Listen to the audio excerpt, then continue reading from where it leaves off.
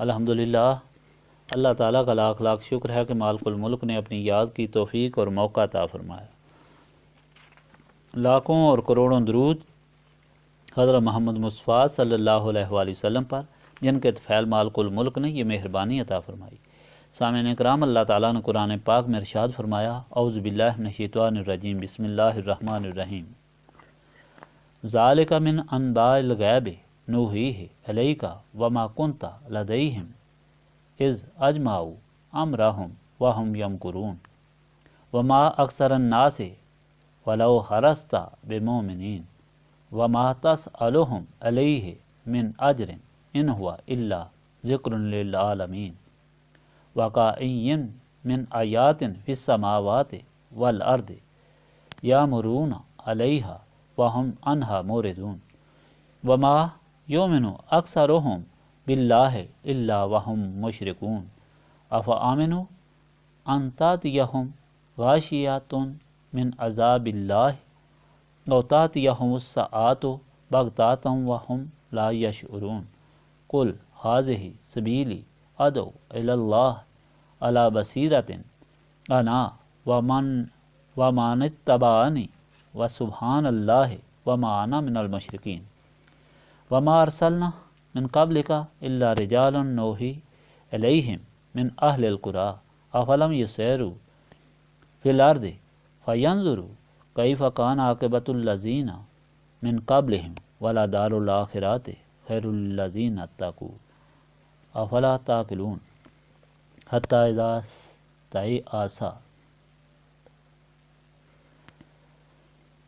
اذا استیأس الرسول وظنوا انہم قد کذبوا جاءہم نصرنا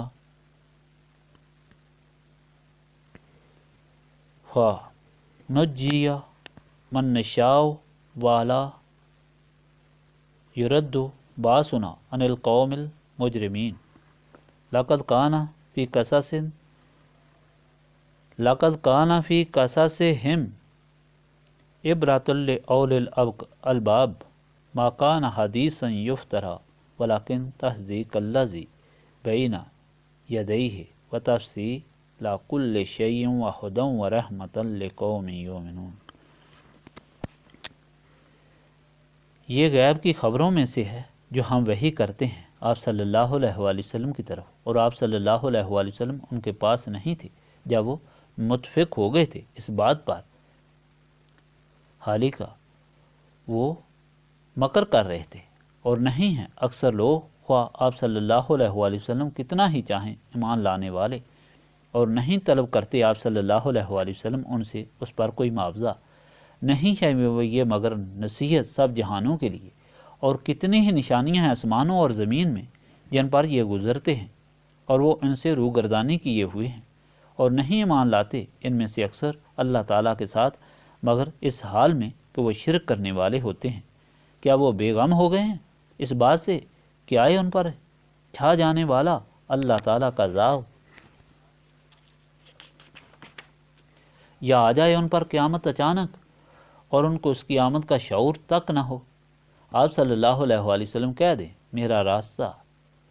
ہے، میں بلاتا ہوں اللہ تعالیٰ کی طرف اس حال میں کہ میں واضح دلیل پر ہوں،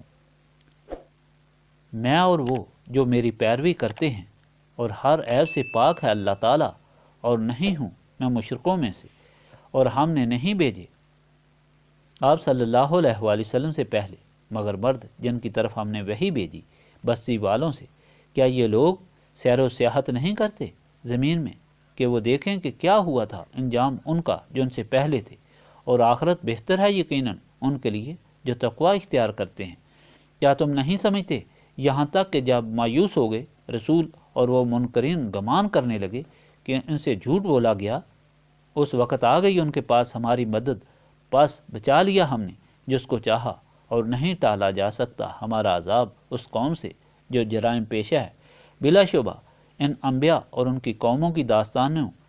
اور واقعات میں عبرت ہے سمجھداروں کے لیے۔ نہیں ہے یہ قرآن ایسی بات جو گھڑی گئی ہو، بلکہ یہ تصدیق کرتی ہے ان کتابوں کی جو اس سے پہلے نازل ہوئیں، اور یہ ہر چیز کی تفصیل ہے، اور سراپا ہدایت اور رحمت ہے اس قوم کے لیے جو ایمان لاتے ہیں۔ پچھلی مرتبہ کے فرمان الہی میں سورہ یوسف میں اللہ تعالیٰ نے یوسف کا پورا قصہ بیان کیا، یعنی مشرکین مکہ کو حضور پاک صلی اللہ علیہ وآلہ وسلم کی زبان مبارک سے سنا دیا گیا کہ کس طرح بنی اسرائیل مصر گئے تھے۔ اس وقت میں بہت سی باتیں تھیں، اس قصے میں بہت سی باتیں تھیں جو آپ نے سنی، اس کا دہراؤ۔ پچھلی مرتبہ اختتام قصہ کے ساتھ آپ کو بتایا گیا تھا کہ انسان کا تعلق جب اللہ تعالیٰ سے ہو جاتا ہے تو وہ نور علی نور ہو جاتا ہے، اس کے ساتھ رہنے والے، اس ماحول میں رہنے والے اور اس سے مس کرنے والی ہر چیز نورانی ہو جاتی ہے اور برکت اور طاقت کی حامل ہو جاتی ہے۔ حضرت یعقوب نے صاف صاف فرمایا کہ وہ اللہ تعالیٰ کی طرف سے وہ جانتے ہیں جو اور نہیں جانتے۔ ان کو تو بیٹوں نے بتایا تھا کہ یوسف کو بھیڑیا کھا گیا ہے، لیکن انہوں نے فرمایا کہ انشاءاللہ سب ان کے ساتھ ملیں گے۔ آپ نے جب قافلہ مصر سے چلا ہی تھا تو فرما دیا کہ مجھے یوسف کی خوشبو آ رہی ہے، اور اس طرح حضرت یوسف نے 500 سال بعد آنے والی بات بتا دی کہ حضرت موسیٰ کو مصر سے نکلنا پڑے گا، اور وصیت فرمائی کہ اس وقت ان کی میت کو ساتھ لے جانا۔ اس طرح یوسف کے بدن سے مس کرنے والی قمیض میں وہ نورانیت آ گئی کہ حضرت یعقوب کی بنائی واپس لے آئی۔ اور اس طرح سارے واقعات سے یہ ثابت ہوتا ہے کہ نسبت رسولی صلی اللہ علیہ وآلہ وسلم دونوں جہانوں میں کامیابی کا سبب ہے، اور اسی لیے نبی پاک صلی اللہ علیہ وآلہ وسلم نے اس مائی کا ذکر فرمایا جس نے موسیٰ کو حضرت یوسف کے تابوت کی جگہ کی رہنمائی کی، اور اس کے بدلے موسیٰ کی مائیت آخرت میں طلب فرمائی۔ آج کے فرمان میں سارے قصے کے تاثرات کے متعلق ذکر اور نصیحت فرمائی گئی۔ جب اللہ تعالیٰ نے کفار مشرکین کے سوال کا جواب دی، اتنی تفصیل سے حضور پاک صلی اللہ علیہ وآلہ وسلم سے دلوا دیا، یعنی کس طرح بنی اسرائیل مصر گئے، تو چاہیے یہ تھا کہ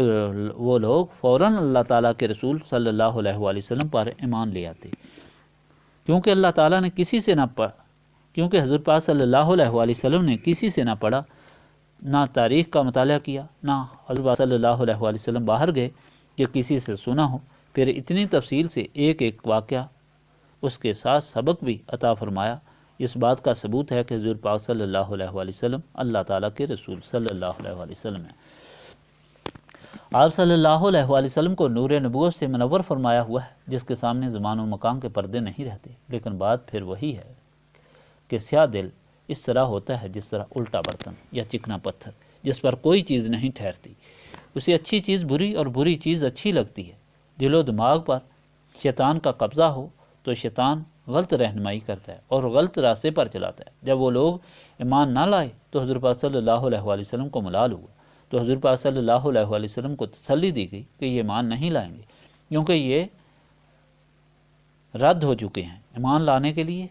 کائنات ساری نشانیوں سے بھری ہوئی، پیدا کرنا، مارنا، آسمان کا بے ستون قائم ہونا، سورج چاند ستاروں کا جگمگانا، رات اور دن کا اپنے وقت پر آنا، بارش کا برسنا، پانی سے زمین کا زندہ ہونا، مٹی سے پھلوں اور پھولوں کا اگنا، ندیوں اور دریاؤں سمندروں میں اللہ تعالیٰ کی قدرت کا اظہار، جانوروں سے نفع والا گوشت، جڑی بوٹیوں سے ادویات، الغرض ذرہ ذرہ اللہ تعالیٰ کے خالق و مالک ہونے کی گواہی دے رہا ہے۔ لیکن شیطان کے قبضے میں آئے ہوئے لوگ ایمان نہیں لاتے، اس طرح گزر جاتے ہیں جس طرح اندھے ہیں۔ اللہ تعالیٰ کے رسولوں کی آمد، ان کی اطاعت کے فوائد، ان کی بے ادبی سے تباہی اور بربادی کا علم رکھنے کے باوجود یہ کہتے ہیں کہ انسان اللہ تعالیٰ کا رسول کس طرح ہو سکتا ہے۔ حکم ہوا کہ رسول بننے کے لیے انسان ہونا ضروری ہے، ورنہ فرشتہ یہ کام سر انجام نہیں دے سکتا۔ اگر یہ آسمان سے کتاب اترتی دیکھیں اور ہاتھ لگا کر چھو بھی لیں تب بھی ایمان لانے والے نہیں۔ یہ اتنے گمراہ اور شیطان کے قبضے میں ہیں کہ اللہ تعالیٰ کو مانتے بھی ہیں تو اللہ تعالیٰ کے ساتھ شریک بھی ٹھہراتے ہیں، اور اس طرح مشرک بنے ہوئے ہیں۔ حضرت عزیر کو اللہ تعالیٰ کا بیٹا اور حضرت عیسیٰ کو اللہ تعالیٰ کا بیٹا کہتے ہیں اور بتوں کے سامنے سجدے کرتے ہیں۔ آخر میں حکم ہوا کہ آپ صلی اللہ علیہ وآلہ وسلم ان لوگوں سے کہہ دیں کہ میں تو وہی تعلیم لایا ہوں جو پہلے رسول لائے، کہ اللہ تعالیٰ میرا بھی رب ہے، تمہارا بھی رب ہے، بس اسی کی عبادت کرو، یہی سیدھا راستہ ہے، اور یہی تعلیم میرے غلام بھی دے رہے ہیں۔ یہ ساری ہدایت سے آپ اندازہ لگائیں نسبت رسولی صلی اللہ علیہ وآلہ وسلم کتنی ضروری ہے، اور اسی کے حصول کی تعلیم دی جا رہی ہے۔ یعنی وہی ہدایت قبول کرتے ہیں جن کے دل و دماغ نسبت رسولی صلی اللہ علیہ وآلہ وسلم سے روشن ہوتے ہیں اور با ایمان ہوتے ہیں۔ نسبت کے بغیر شیطان انسان پر قابض ہوتا ہے اور انسان کو گمراہ سے گمراہ تر کرتا جاتا ہے۔ یہی وجہ ہے کہ یہاں نسبت رسولی صلی اللہ علیہ وآلہ وسلم کی تلقین کی جاتی ہے اور اس کو حاصل کرنے کے لیے سینے صاف کرائے جاتے ہیں اور سینے صاف کرنے کے لیے یاد الہی کرائی جاتی ہے۔ اللہم صلی علی سیدنا محمد وعلی آلہ وصحبہ صلاۃ تکون لنا معا من کل خوف لا الہ الا انت سبحانک انی کنت من الظالمین۔ ربنا آتنا فی الدنیا حسنۃ وفی الآخرۃ حسنۃ وقنا عذاب النار۔ ربنا لا تزغ قلوبنا بعد اذ ہدیتنا وہب لنا من لدنک رحمۃ انک انت الوہاب۔ انت ولی فی الدنیا والآخرہ توفنی مسلما والحقنی بالصالحین۔ اللہم انک عفو تحب العفو فاعف عنی یا غفور یا غفور یا غفور۔ استغفر اللہ العظیم الذی لا الہ الا هو الحی القیوم واتوب الیہ۔ ربنا تقبل منا انک انت السمیع العلیم وتب علینا انک انت التواب الرحیم۔